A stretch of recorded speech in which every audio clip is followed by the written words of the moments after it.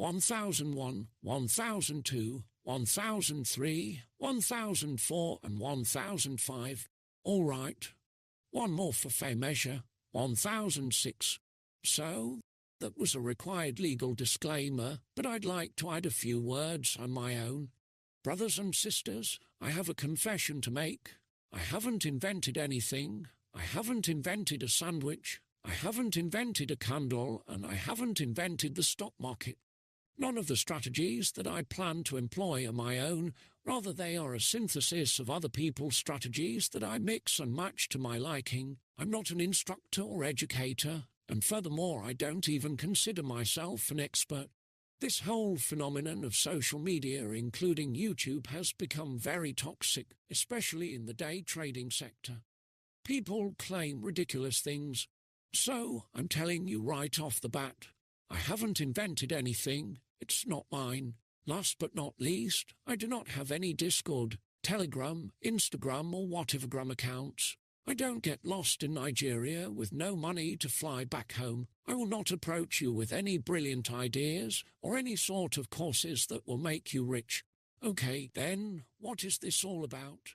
Brothers and sisters, this channel aims to take day trading out of the hands of the billionaire class and put it into the hands of working families. Brothers and sisters, it's Saturday, and that's when I like to recuperate.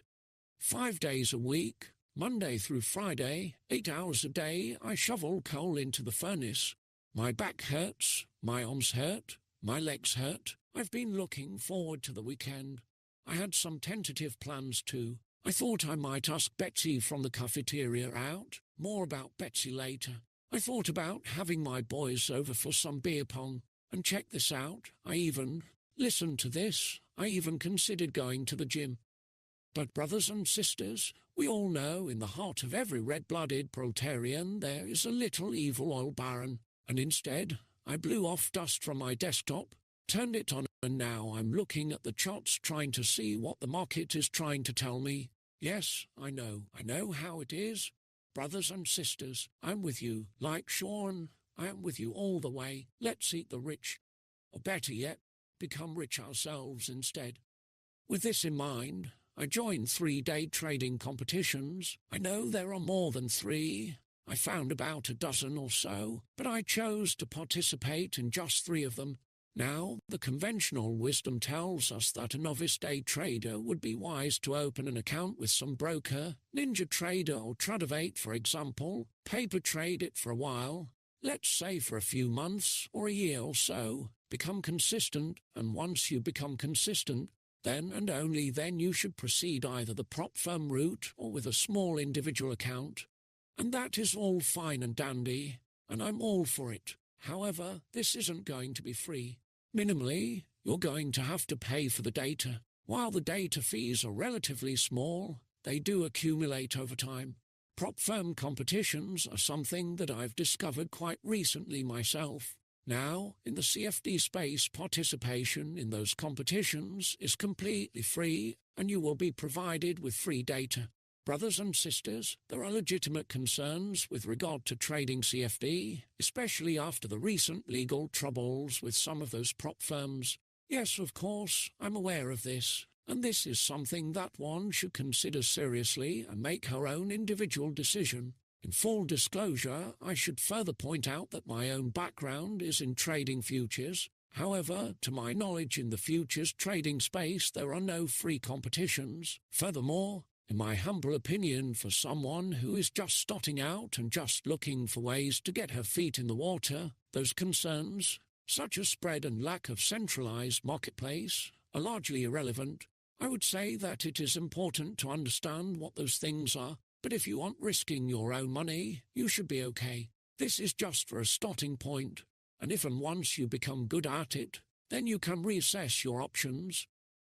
If you're a novice, and even if you have some experience, I don't think you should go into these competitions expecting to win. Certainly getting a nice cash prize would be great, but it's simply unrealistic. Every month there are anywhere from 50 to 70,000 participants in those competitions from all over the world, and as far as cash prizes go, there are only a few that go to a handful of top winners. One thing to keep in mind, though, is that in addition to cash prizes, they also hand out free accounts, and there are usually anywhere between 100 and 200 of those, so chances of winning a free account are a little bit higher, but still very, very small. So, what are those competitions? As I mentioned, I found about a dozen of them, but only 5 of those offer cash prizes. The other only offer free accounts. The 3 that I have selected to participate in are Funded Next, the Funded Trader, and the Alpha Capital Group. Since those prop firms are new to me, I wouldn't be able to tell you very much about those companies. I did some cursory research and they seem to be okay, but my own experience with those companies, for all intent and purposes, is non-existent. I do have a bit more experience in the futures prop firm space, and on the futures prop firm side I do have my favourites. I recommend TopStep and Take Profit Trader. Those are the only 2 futures prop firms that, to my knowledge, certifiably will put you in the real market once you get funded. With the rest it's all shrouded in mystery, and for the most part even after you get funded you'll be trading on a simulator essentially against other challenge participants. It's a rather shady practice from my perspective. So, that's reason number 1 that I recommend TopStep and Take Profit Trader. Another reason is that those are the only 2 prop firms to my knowledge that have dedicated trade desks. There is actually a phone number that you can call if things go south for you, for example, if your internet is out, or you're living in a cave with the walls, and there is a power outage. You can actually call the trade desk and they will close your trades for you. To my knowledge, no other prop firms, besides those 2, have dedicated trade desks. Last but not least, those companies are the gold standard in terms of how they handle data interruptions. Yes, those things do happen. They don't happen all too often, but they do happen from time to time. And as they say, a friend in need is a friend indeed. I like to paraphrase it as the ones who aren't your friends in need aren't your friends at all. So, for example, when there are data interruptions, TopStep will give their challenge participants free resets. With other prop firms, in my experience, when there are data interruptions, they will give you a fat middle finger. Yeah, that's all you'll get from them. That's a sad reality. But I digress. Back to the competitions. The rules for those competitions are similar to the rules of the challenges, combines, or whatever other clever names those companies come up with. It's 5% daily drawdown and 10% total drawdown. The way I plan to approach it is to employ a set-it-and-forget-it approach. Namely, it'll all be swing trades. Basically, I'll be trading pullbacks. I'll be monitoring the instruments on a 4-hour chart. That's the main chart where I'll be looking for pullbacks, and I'll enter trades on a 15-minute or a 5-minute chart. That's all. This method requires almost no brain cells. For that reason alone, I think I am a good fit for this.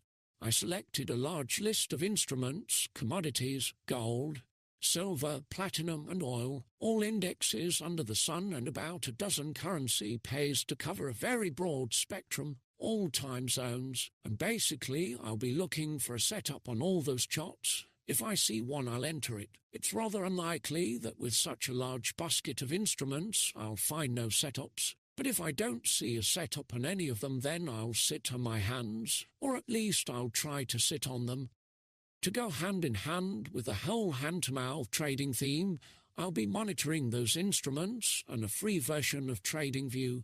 Yes, there is some sort of delay in data. I believe it's a 15-minute delay in data with a free version of TradingView. But since we're looking at a 4-hour time frame primarily for monitoring purposes, it's going to work just fine. As far as trade entries themselves, it's quite simple. I have, what should we call it? It's similar to what ICT calls optimal trade entry. So I have it mapped to my fib tool on TradingView. Again, like I said, none of these ideas are my own. This is something that borrowed from others. And you know, there are what I call crusaders on YouTube who claim that everything ICT teaches isn't his either, that it's all old ideas that he repackaged. Whatever, I learned it from him, so I credit him. Like I said in the beginning, this whole day trading YouTube scene has become rather toxic. In my humble opinion, unnecessarily so. But I digress. Back to the competitions. I contacted the prop firms to check if it would be okay for me to stream my competitions, and they said that as long as no one copies my trades exactly, then I should be fine. So, I'm not going to show you exactly how I enter my trades, so you won't be able to copy my trades down to a tick. But I will discuss the potential trades here, and you can enter or not enter on your own. And honestly, on a 4-hour chart, it really doesn't matter all that much if you enter a trade precisely down to a tick. In my humble opinion, it doesn't matter for swing trading. Now, I plan to do these streams in the 5 to 7 p.m. window, and that's New York time. Today is Saturday, March 9th, 2024. First, let's check the economic calendar and see what's brewing next week. I'm using, you guessed it, a free version of Financial Juice. So, on Sunday in the evening, it will be an evening for me on the east coast of the United States at 6:50 p.m. to be precise. We have red news in Japan. Well, I follow Nikkei, and also this news might move all yen currency pairs, so that's something to keep in mind. On Monday, again at 6:50 p.m, we have red news in Japan. Okay, so Sunday and Monday nights I'll be looking at Nikkei and yen currency pairs. Then, very early on Tuesday, March 12th at 2 a.m. New York time, there is red news in the UK and Germany. I have both English and German indexes in my basket of instruments, and also I will be paying attention to all pound currency pairs as well as all euro currency pairs.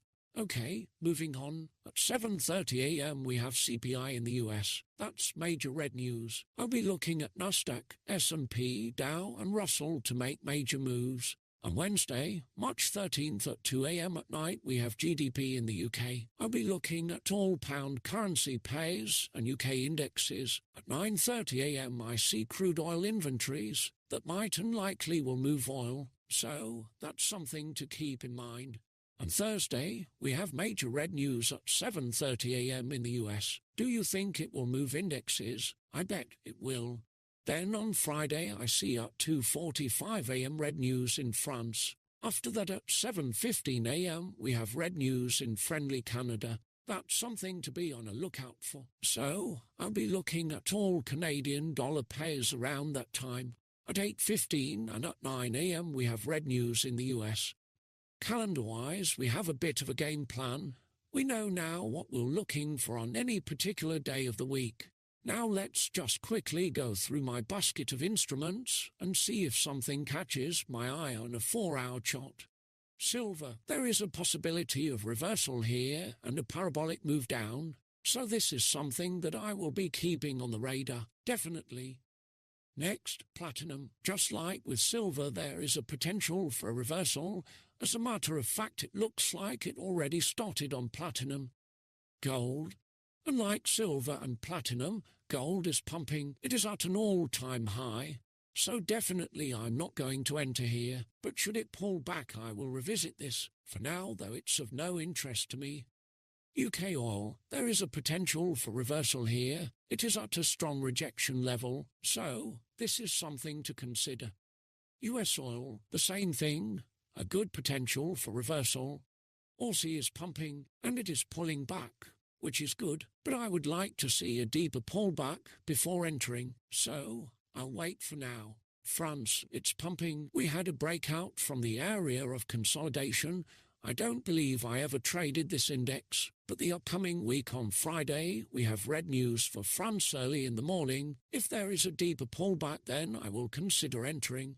Euro Stoxx 50 is pumping. There is a pullback in progress. We barely crossed a 50% mark. I would like to see a deeper pullback before entering.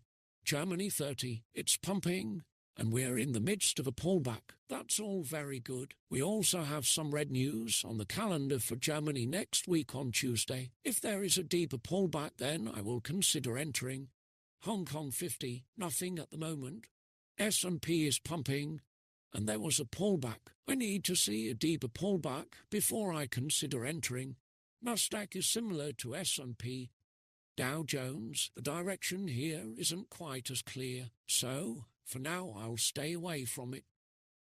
Russell is pumping, and it looks like we missed an opportunity for entry on the deep pullback. Oh well, there will be other opportunities. UK 100, there was a reversal here at the top, where we are left with equal highs. It's a potential target. We had a deep pullback, so it's a potential point of entry here, and we have red news for UK this week. So, it gives us a point of entry in terms of the level, and it gives us a point of entry in terms of time. Overall, potentially a good opportunity here. Nikkei, this looks very interesting to me. As you may recall, tomorrow in the evening for me at 6:50 p.m. we have red news for Japan. So, I can enter here with a tight stop, hoping it will continue pumping. So, Nikkei at the moment is a good candidate. Dollar yen, well, this also looks interesting. I might enter here. I missed an entry at the very bottom of this pullback, but we haven't gone too far yet from the bottom. This is still a pretty good entry as far as I'm concerned. US dollar, Canadian dollar. I missed the bottom of the pullback, but I might still enter at this fair value gap. Those green zones are fair value gaps, so I will consider entering at the fair value gap right here. US dollar, Swiss franc. The same story here. I missed an entry at the very bottom of the pullback, but we haven't gone too far, so yes, I will consider entering here. Euro, US dollar. I don't see a point of entry here. We are pumping, and unless I see some sort of a pullback, I don't see any entry here. Pound dollar. It is pumping, so I'm not going to enter at the top. I'll be waiting for a pullback. Aussie dollar, US dollar. Well, we are pumping, and we are at the level where there was a lot of resistance here, and resistance, once it is broken, often turns into support. So, it's not a bad level to enter right where it is right now. I will consider that. New Zealand dollar, US dollar. Looks like we had a reversal here. It might be too late to play a catch-up game. This ship might have sailed already. British pound, Canadian dollar. It is pumping, so I'll be waiting for a pullback. Australian dollar, Canadian dollar. The same story. It is pumping, so unless I see a pullback, I'm going to sit on my hands. Euro, Australian dollar. Well, it looks like we had a pullback and now are heading back up, so yes, potentially I might enter here, although it's not ideal. British pound, Australian dollar. It's a little tricky here. We might be heading up, but there is also a chance that we will continue downward toward the bottom of this range, so no, I will stay out for now.